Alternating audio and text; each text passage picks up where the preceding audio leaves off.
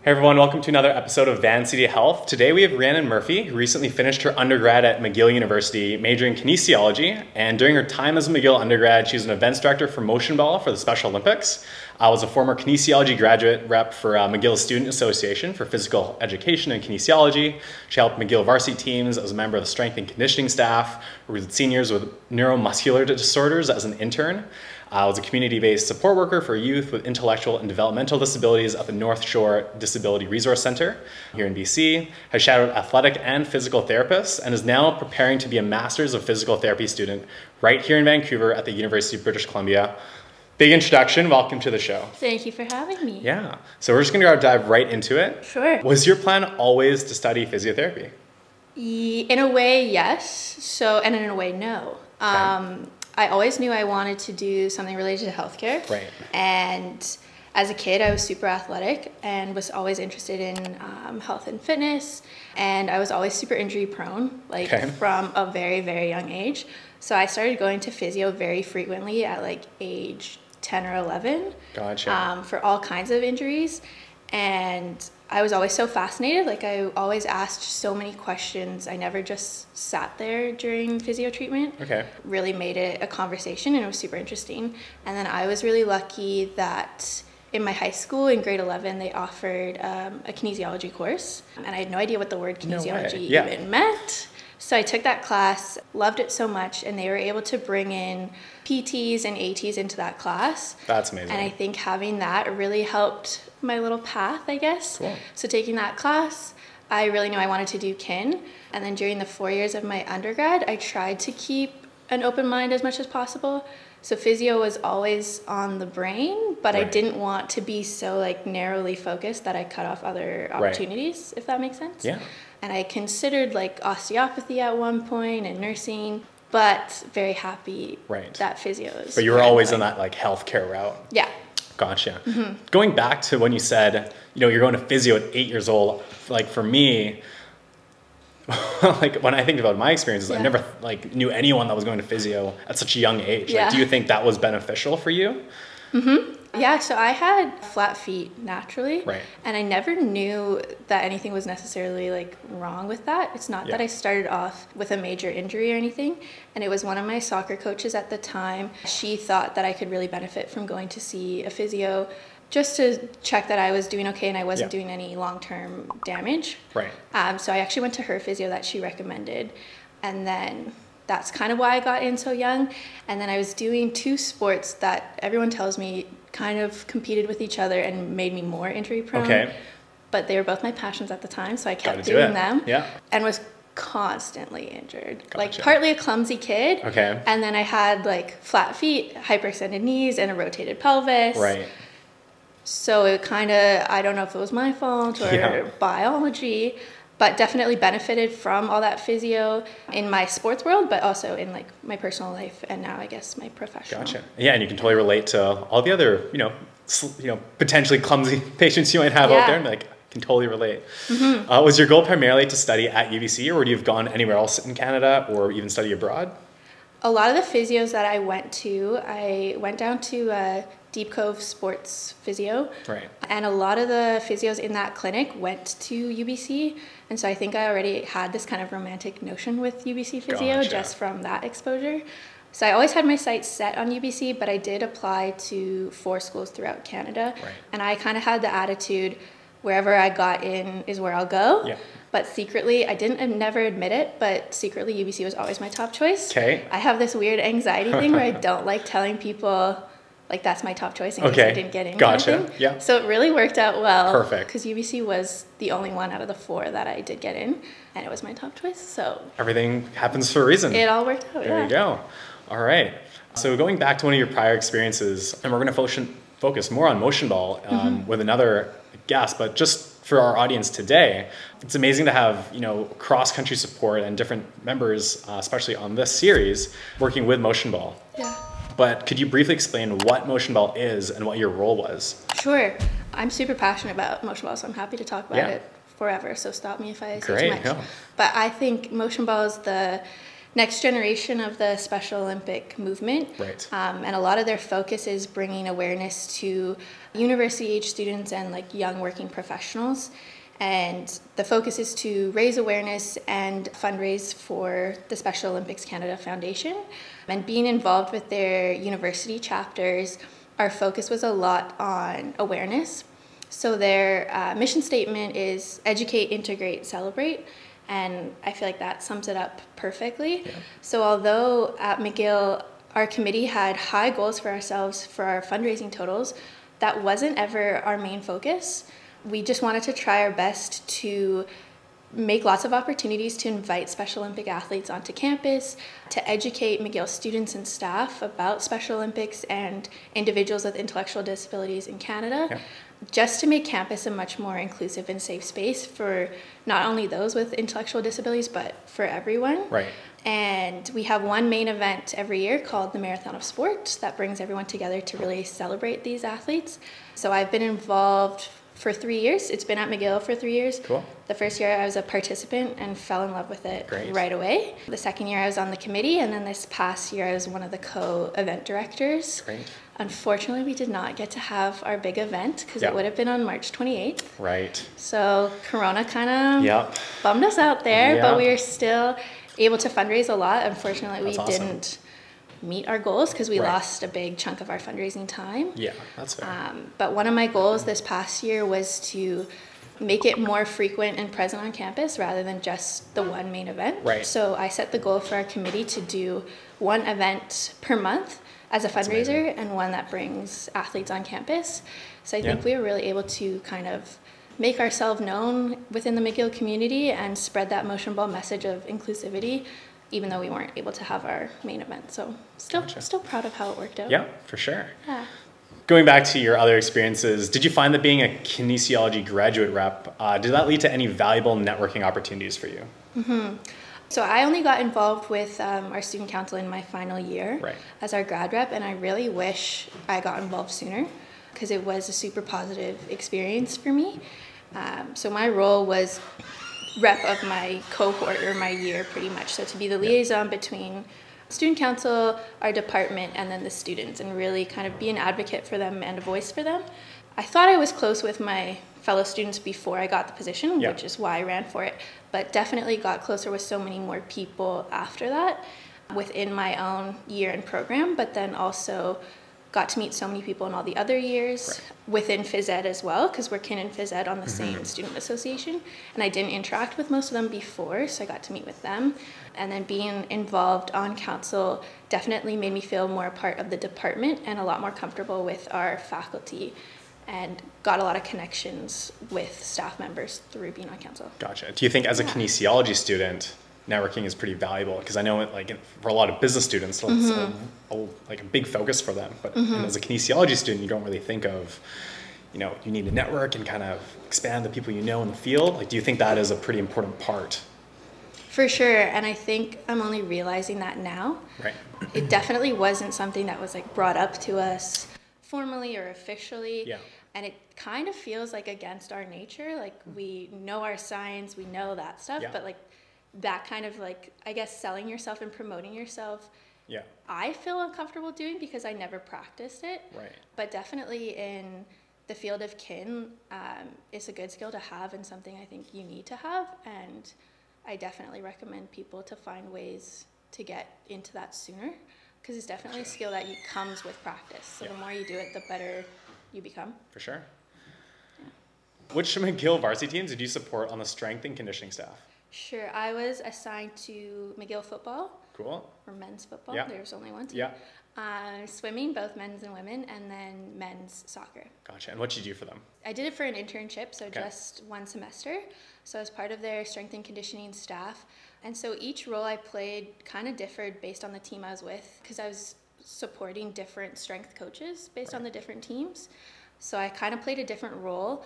And they all knew that I was pursuing physiotherapy. Okay. And so they really tried to cater my experience to match that, which I really appreciated. Interesting. Yeah. So a lot of my time with the varsity teams was emphasizing the recovery and injury prevention kind of side of strength and conditioning.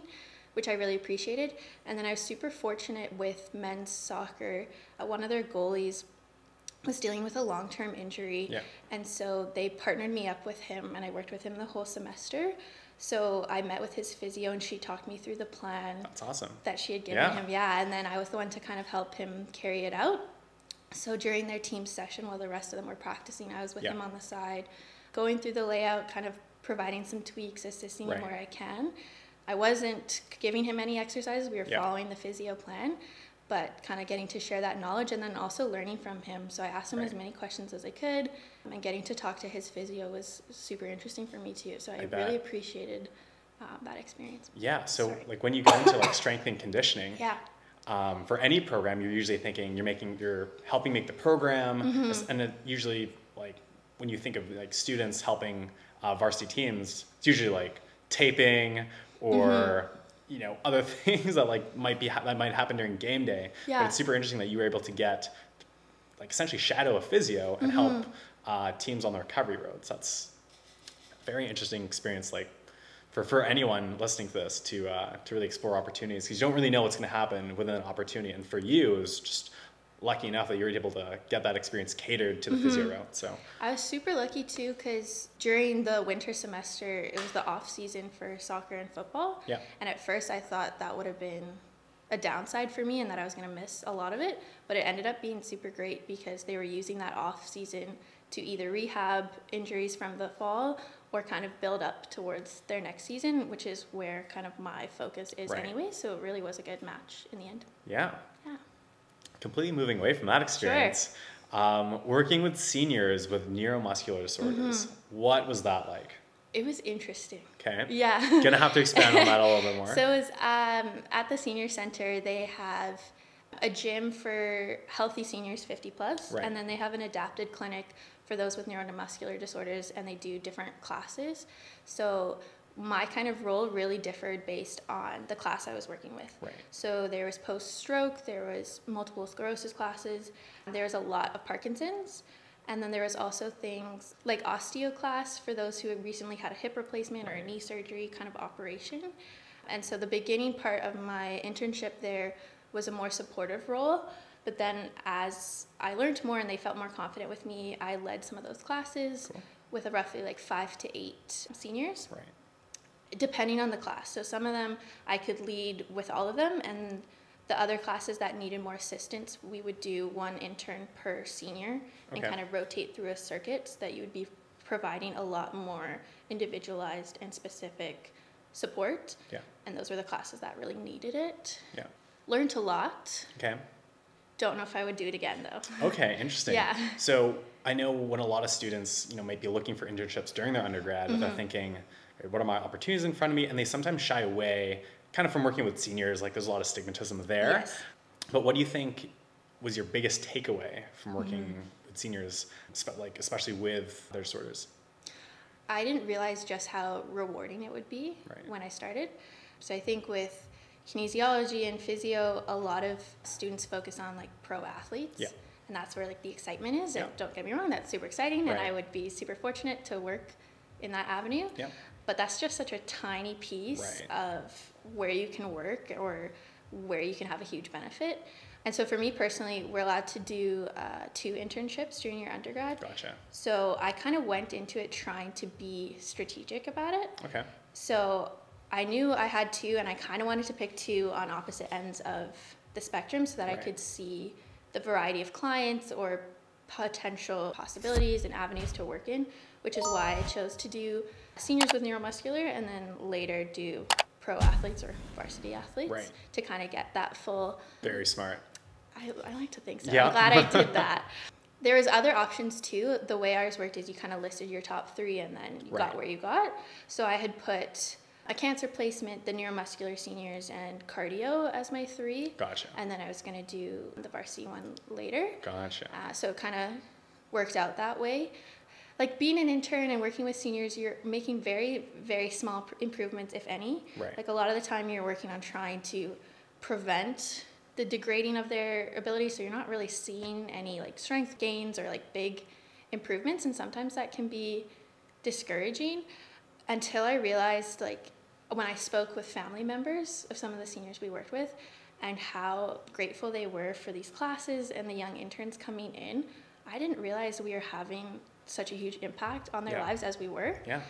And I think I found that even a little bit more rewarding than when I ended up working with Varsity, because I was really, you find you're really helping just their daily life and how those functional improvements can be so huge for someone. And so that was really great. And also I think I learned how it's a lot more than just the physical. Like those classes were some of the only social interaction they had in a week, and I really tried to make it like worthwhile and make it fun and interact and show an interest in their life outside of just their physical rehab that we were doing with them. So yeah, grateful for that experience and what I learned with it. Yeah, and then you came over here, you were working at the North Shore Disability Resource Center, and then last summer you were a community-based support worker. So what does that entail? That was a lot. So that was last summer. And it was a job that had a very, very steep learning curve for me. So to backtrack a little bit on how I got into it, I knew that UBC for their volunteer requirements had like very specific requirements on what they would accept for volunteer hours. So normally when I come home, I work for the summer, I don't work during the year, and I work waitressing kind of jobs. I knew last summer that I needed to get something more specific to what UBC was looking for. So I was just looking for volunteer opportunities and reached out to North Shore Disability Resource Center. And then they responded that they were actually hiring. Amazing. And they're like, come in for an interview. And I was like, well, okay. Great, yeah. And to be honest, I didn't actually think I was qualified for the interview. Okay. Because, I don't know, just didn't think I was qualified. Fair enough. Went in for the interview, got the job, super thankfully. But I had missed the first week of training. Because it was 2 weeks of training. I got hired at the end of the first week. Oh, okay. And then they just brought me in. Great. Yeah, so I was super stressed about it. But basically how they work, it's basically a summer camp kind of format for kids age 7 to 18 with a variety of different intellectual and developmental disabilities. So they have kind of one main center that they operate out of, but it's very small and there's a lot of other things they do. So most of our day, well, the majority of our day is spent out in the community. So we meet them in the morning and then pretty much pack our bags, and then we're out until like 3:30 in the afternoon when they get picked up. Yeah. And we did all kinds of things. Like we went to YVR one day. Yeah. Doing that Canada line was a little stressful. We go swimming. We have park days, like all kinds of things. Yeah. And the way we worked is sometimes you were 1-to-1, so one of me per one student or kid, and then I was up to 3 kids at a time depending on their different needs and abilities. But we would go as a collective, so like the whole group would go on an activity, but you were kind of in charge of your student, and we switched kids every week pretty much, that you got to kind of experience a variety of kids. Because wouldn't the train of thought be, have one pairing the entire time instead of continually switching, just because it's just a foreign face every time? Like, what was the reasoning behind that? For sure, I think a lot of it just came down to scheduling. So some kids were there all summer and some were there on and off, and sometimes I had one kid by themselves, sometimes I had them paired with somebody else. But I think kids benefit greatly from different personalities, and sometimes you don't know what the best matches will be until you actually do it. So I think having that switch actually worked out really well, because we found out which staff and which kids paired really well together just naturally. And then also for staff too, like some kids are a lot more work than others in different ways and can be a little more draining, whereas other kids are a lot more easygoing. So it can be nice to switch it up. Gotcha. Yeah. So how would you compare this experience in terms of the different types of challenges and takeaways with working with seniors with neuromuscular disorders and varsity teams? Sure. So I think one of the biggest things is I was working like 8 to 5 days a week this job, whereas the other 2 were internships, which were like 10 to 12 hours a week spread out over the 5 days. So just that, like fully being immersed in it all day, I think gave me a better idea of like what this could be as a job, not just as like a class or an internship. And then like with the internships, there was opportunity for me to take leadership and responsibility, but I was always shadowing someone. Whereas in this job last summer, it was me and that was it. Like, Great. you were out in the community, you were responsible for those kids. Sometimes I would be leading an activity like for the whole group. Right. Other times I'm just with my one-on-one companion. Yeah. But there's no one really to turn to when you're out there in the day. You've Right. got to think on your feet. You got to come up with those ideas. You got to problem solve whatever you're facing. So I think I learned a lot more just from being forced to Right. be the person to step up. Gotcha. And I think it was also huge for my confidence in my like ability to work in this field. Yep. Because I was the only one that I could kind of count on. Right. So I had to step up, and I think I did an okay job. Like, I showed Yep. up for those kids. So I think I was a lot more proud of the work I did with them because it came down to me. Right. And like me alone. No, that's great. If that makes sense. No, it totally does. And for the people who might be graduating listening to this, Yeah. or going into their final year, and they don't have any experience, do you think it's more valuable for them to kind of be in that more of a shadow position, or in a position like that where you're kind of more in charge, you can get that greater experience in that sense? I think both are so valuable. Right. Because you learn so much from whoever you shadow, and they Right. have so much knowledge to share.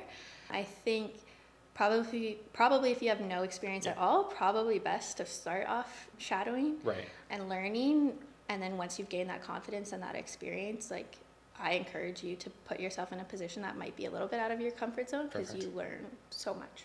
Great. So how did you manage to shadow both an athletic therapist and a physical therapist? So were you like previously connected beforehand, or was this just through those internships?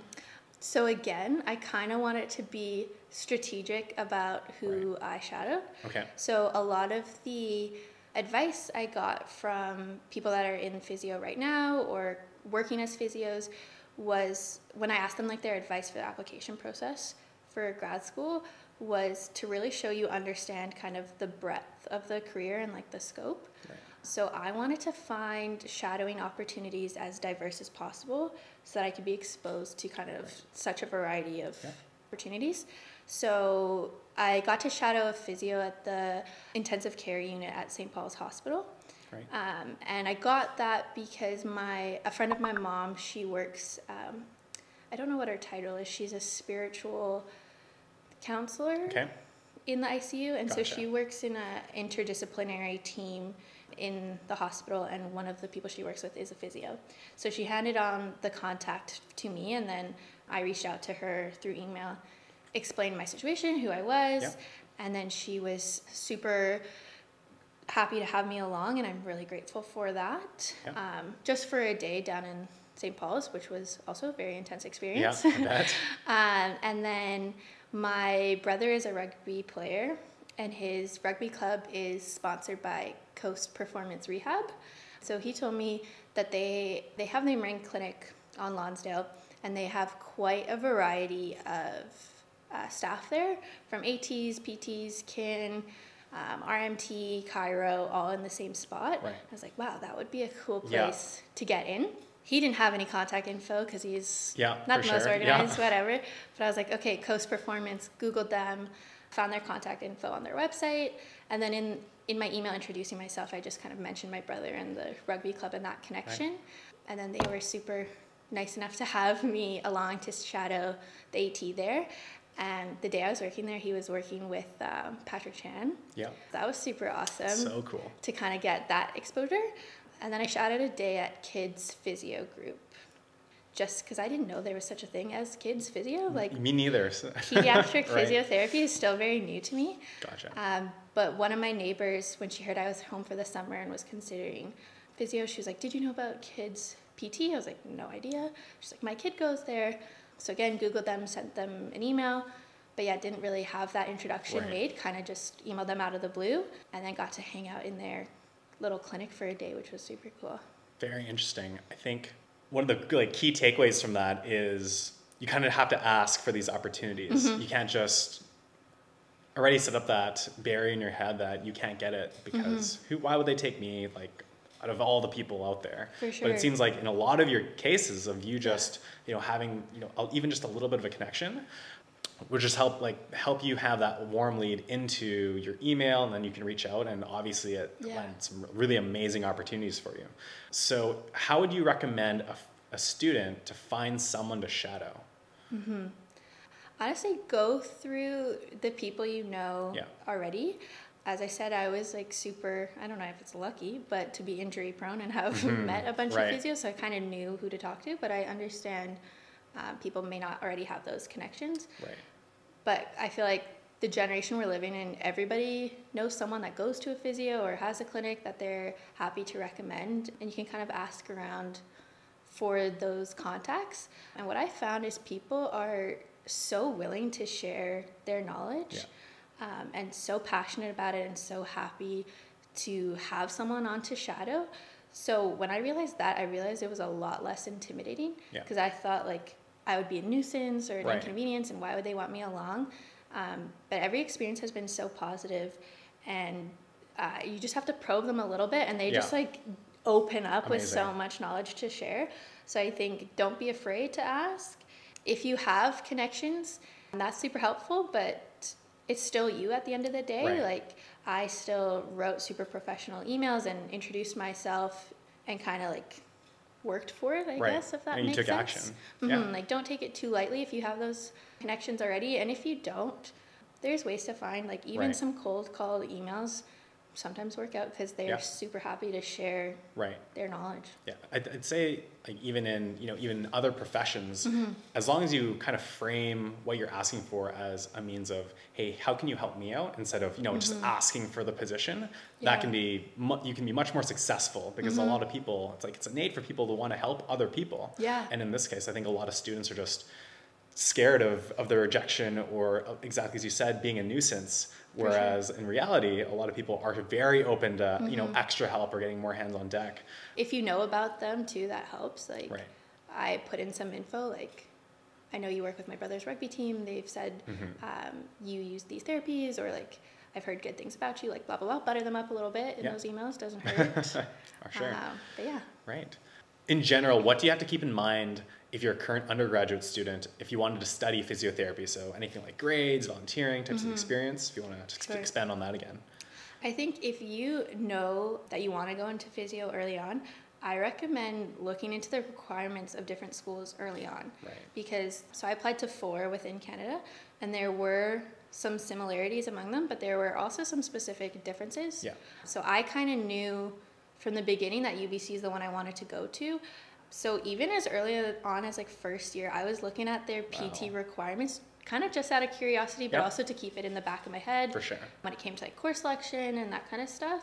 And I kind of catered my undergrad towards UBC's admissions requirements.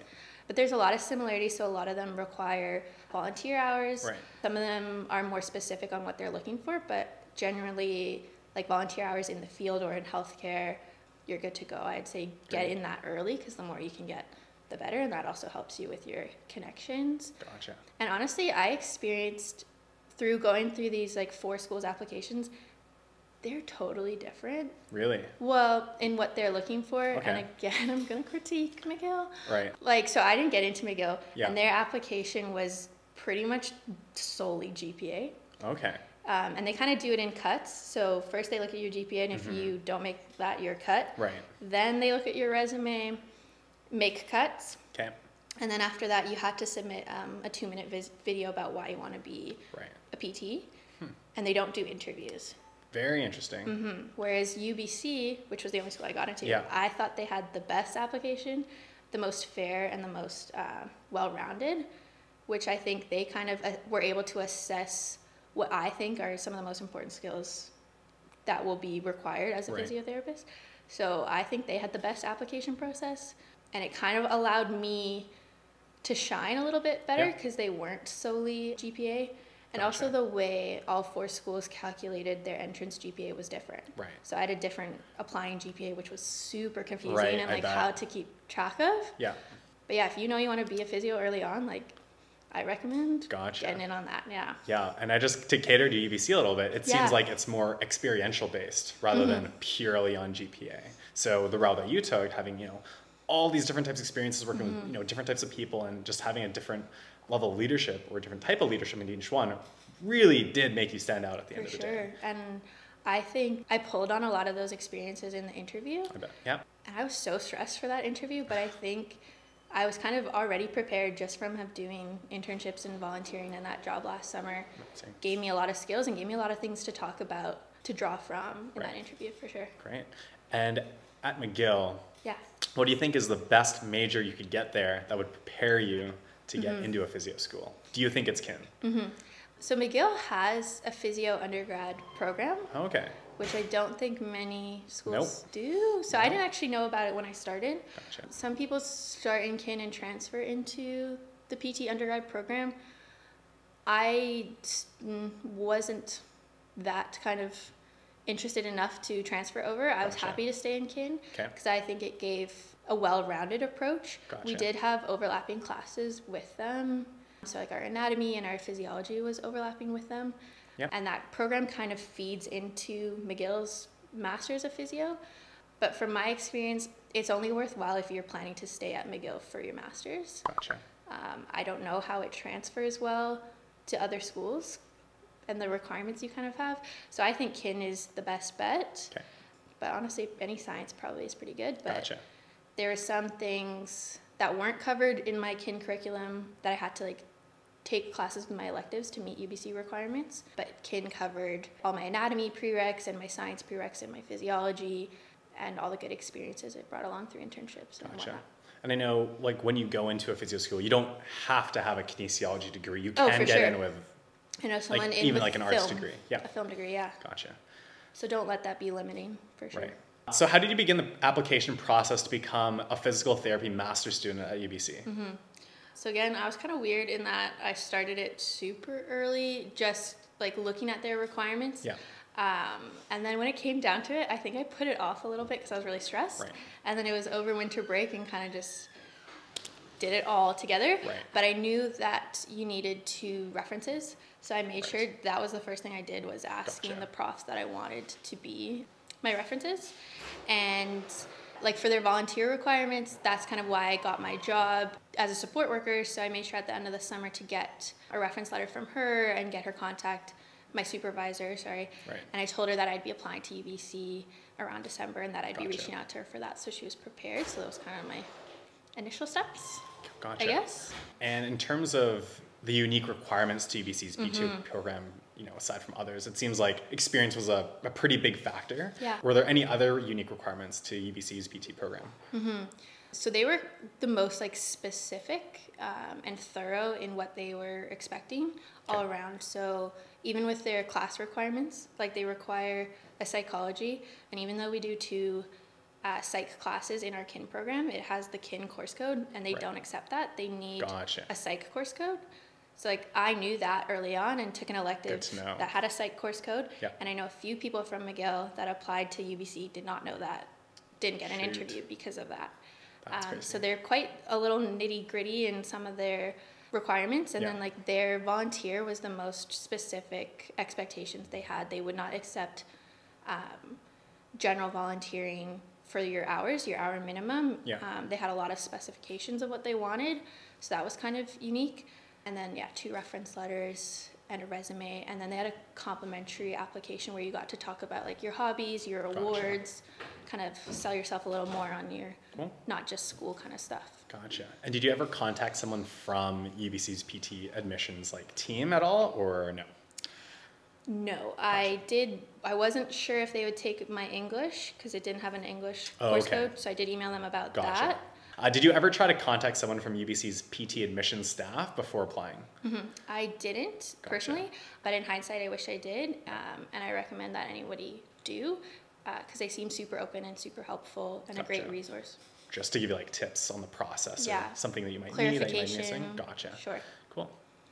If you were to redo your entire application process specifically for UBC's PT program, and whether that be getting certain types of experiences in your undergrad, how would you try and make that application even better?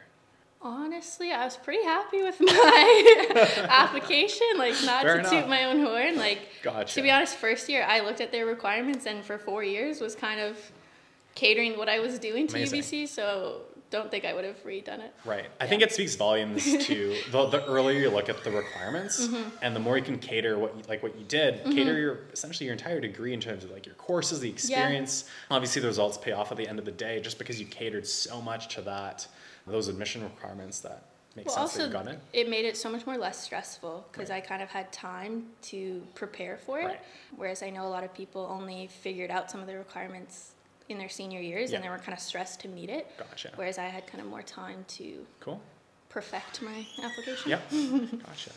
In general, can you tell us what the interview is like during your UBC PT application? So they do the MMI, the multiple mini interviews, which is like 10 stations, and you have a couple minutes at each station, and then you rotate through. Gotcha. Which I thought was going to be the most stressful experience of my life. Yeah. Ended up going really well. Took some steps to prepare, so you can find a lot of previous questions or practice questions online, and you can kind of see the trends of the questions they kind of ask about. Okay. So there's always going to be some kind of acting station where you have to interact with somebody else, whereas the interview is like a playing a role and you have to interact with them. There's normally a station based on communication. It takes on all kinds of forms. There's a written station, and you always know there's going to be something on kind of rural community health or Aboriginal health. So you can kind of prepare for general topics, but at the same time, like, they kind of throw stuff at you that you can't prepare for. And I think just being kind of confident in yourself and the experiences that you've had was a big help. But I definitely practiced just like talking out loud, either to my family members or recording myself, just so I got comfortable speaking, so that when I went into the interview, I felt very confident and like how to articulate my thoughts and points.